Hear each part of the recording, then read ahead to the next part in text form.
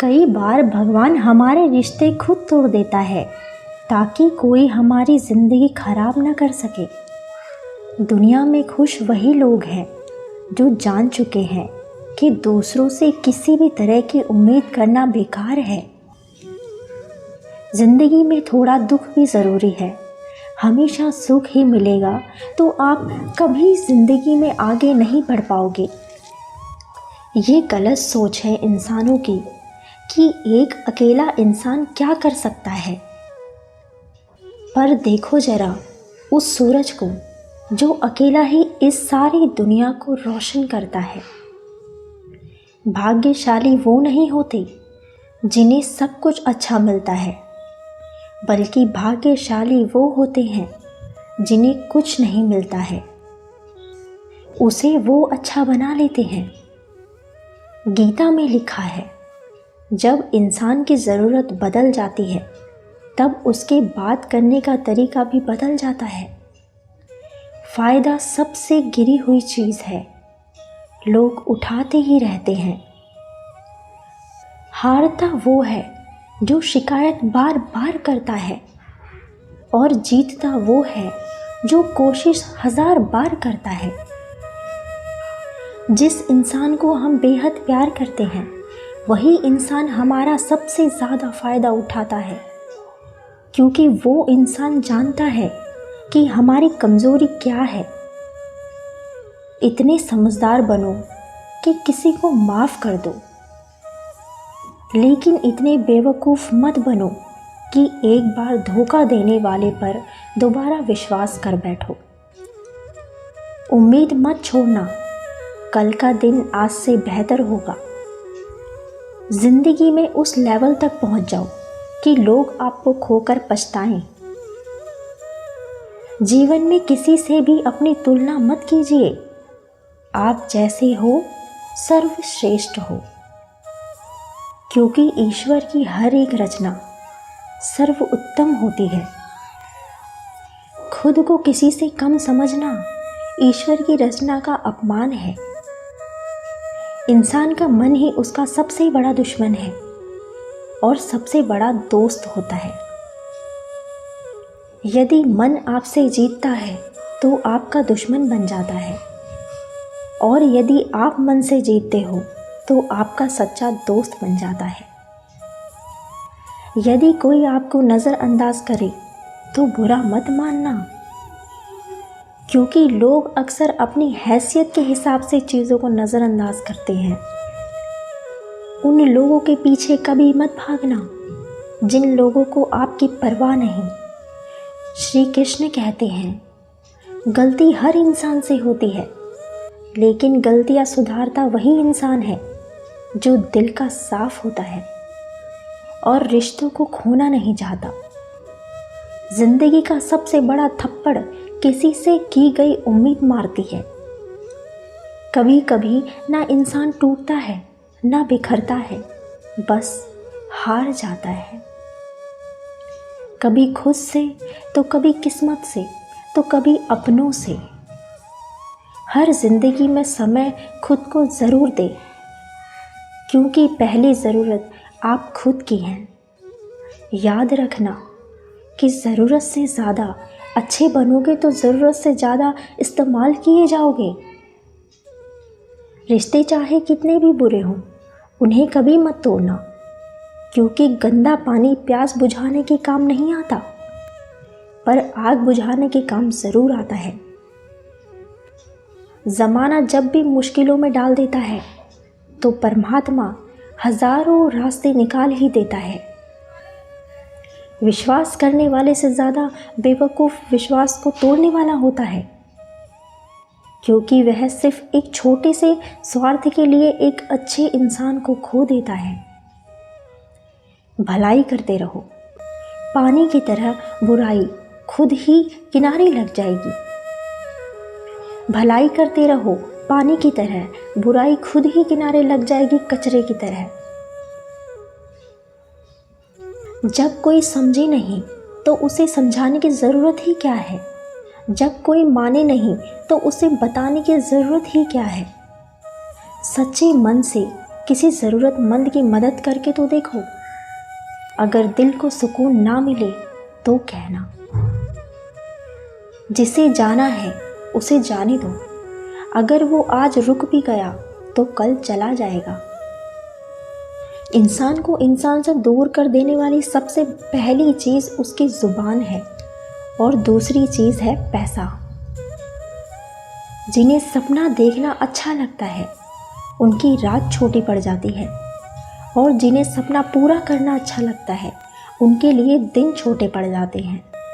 किसी की आदत देखनी है तो उसकी इज्जत, और अगर किसी की फितरत देखनी है तो उसे आज़ादी दो। हर इंसान में कोई ना कोई प्रतिभा ज़रूर होती है, पर लोग इसे अक्सर दूसरों जैसा बनने में नष्ट कर देते हैं। महंगे इतने मत बनो कि लोग तुम्हें बुला ना सके, और सस्ते इतने भी मत बनो कि लोग तुम्हें नचाते ही रहें। खामोशियाँ कभी भी ज़ुबान नहीं होती। कुछ दर्द ऐसे होते हैं जो आवाज़ तक छीन लेते हैं।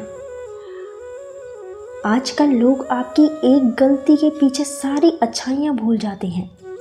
जितने लोगों को समझाते जाओगे उतना ही अकेलापन और भी अच्छा लगता जाएगा। ख़त्म हो जाएंगे वो रिश्ते जिनसे मिलकर लगता है कि ये उम्र भर साथ देंगे। श्री कृष्ण कहते हैं, अहंकार किसी भी चीज़ का हो सर्वनाश करके ही छोड़ता है। खाली वक्त में तो हर कोई बात कर लेता है। प्यार तो तब होता है जब कोई आपसे बात करने के लिए अपना सारा वक्त खाली कर दे। सब कुछ ठीक करने का इंतज़ार करोगे तो बैठे ही रह जाओगे।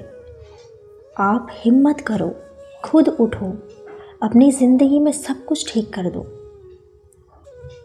लोग पहचानना ही भूल जाएं, इससे पहले अपनी पहचान बना लेनी चाहिए। एक बार एक राजा ने श्री कृष्ण का एक मंदिर बनवाया और उसमें मूर्ति की पूजा करने के लिए एक पंडित को रखा। हर रोज़ मंत्री से कहकर मंदिर में एक माला भिजवाता था और पंडित जी को वो माला श्री कृष्ण को चढ़ाना होता था। उसके बाद राजा जब दर्शन के लिए आता था तो पुजारी उस माला को भगवान के ऊपर से निकालकर राजा के गले में पहना देता था। कई सालों तक ऐसा चलता रहा। पंडित जी अब बूढ़े हो चुके थे। एक दिन राजा की तबीयत अचानक खराब हो गई। उसने अपने सेवक को कहा कि तुम जाकर पंडित जी को माला दे आओ और उनसे कहो कि आज मेरी तबीयत खराब है, मैं आज मंदिर नहीं आ सकता। तो प्रतीक्षा ना करें। फिर राजा का सेवक वो माला लेकर पुजारी के पास गया और पुजारी को सारी बात बता दी। और पुजारी ने वो माला मूर्ति को चढ़ाई और सोचने लगे, इतने सालों से ये परंपरा चली आ रही है, लेकिन मैंने कभी भगवान की माला निकालकर खुद नहीं पहनी। शायद आज भगवान की यही इच्छा है कि ये माला मैं पहनूं। इसीलिए भगवान ने आज राजा को नहीं भेजा। इसीलिए आज अच्छा मौका है, ये माला मैं निकालकर खुद ही पहन लेता हूँ। फिर उस पंडित ने भगवान की मूर्ति से माला निकालकर खुद पहन ली। इसी बीच राजा का सेवक दौड़कर पंडित के पास आया और पंडित जी को कहने लगा कि राजा जी को कुछ भी ठीक नहीं लग रहा है, उनकी तबीयत और ज़्यादा बिगड़ रही है। इसीलिए अब वो प्रभु के दर्शन करना चाहते हैं और वो आ रहे हैं। उनकी सवारी जल्दी मंदिर में आने वाली है। उन्हें लगा कि ये परंपरा कहीं टूट ना जाए, इसीलिए वो आज ही मंदिर आ रहे हैं। जब पंडित जी को इस बात का पता चला तो उन्होंने फटाफट अपने गले से माला उतारी और जाकर फिर से भगवान की मूर्ति को चढ़ा दी। फिर कुछ देर बाद राजा वहाँ आए और रोज की तरह पंडित जी ने भगवान के ऊपर से माला निकाली और राजा को पहना दी। अब राजा ने उस माला को देखा और उस माला में एक सफ़ेद बाल नज़र आया। राजा समझ गया कि ये बाल पंडित का ही है। राजा ने पुजारी से पूछा कि ये माला आपने पहनी थी, इसमें सफ़ेद बाल कहाँ से आया? यह सुनकर पुजारी जी घबरा गए। उन्हें लगा अगर मैं सत्य बता दूं तो राजा मुझे दंड देंगे। इसीलिए वह पुजारी ने कहा, ये बाल तो श्री कृष्ण का है। राजा को यह सुनकर बहुत ही गुस्सा आया। उसने कहा, तुम झूठ बोल रहे हो, भगवान के बाल सफ़ेद कब से होने लगे? राजा ने कहा, मैं फिर कल आऊँगा और श्रृंगार के समय देखूँगा कि उनके बाल सफ़ेद हैं या काले हैं। अगर बाल काले निकले और सफ़ेद ना निकले तो आपको कल ही मृत्यु दंड दिया जाएगा, क्योंकि आपने मुझसे झूठ बोला है। राजा ये कहकर वहाँ से चला गया। इधर पुजारी भगवान के चरणों में गिरकर रोने लगे कि हे प्रभु, मुझे माफ़ कर दीजिए, मैं लोभ में आ गया था। मुझे लगा ये माला पहन लेनी चाहिए, मुझे बचा लीजिए, नहीं तो कल राजा मुझे मार देगा। तो पुजारी पूरी रात भगवान के चरणों में गिरकर रोने लगा, विनती करने लगा कि प्रभु मुझे बचा लीजिए। अगली सुबह राजा मंदिर पहुंचा। राजा ने भगवान के ऊपर से मुकुट निकाला और उनके बाल देखे। राजा चौंक गया, क्योंकि भगवान की मूर्ति के ऊपर सफ़ेद बाल थे। राजा ने सोचा, ये पुजारी की कोई चाल थी। इसने मौत की सज़ा से बचने के लिए भगवान के बाल सफ़ेद कर दिए। राजा यह बाल असली है या नकली, इसकी जांच के लिए बाल तोड़ने लगा। जैसे ही राजा ने भगवान की मूर्ति से एक बाल तोड़ा, वैसे ही मूर्ति में से खून की धारा बहने लगी। राजा भगवान के चरणों में गिर गए और क्षमा मांगने लगे और रोने लगे और भगवान से कहा, मुझे माफ़ कर दीजिए।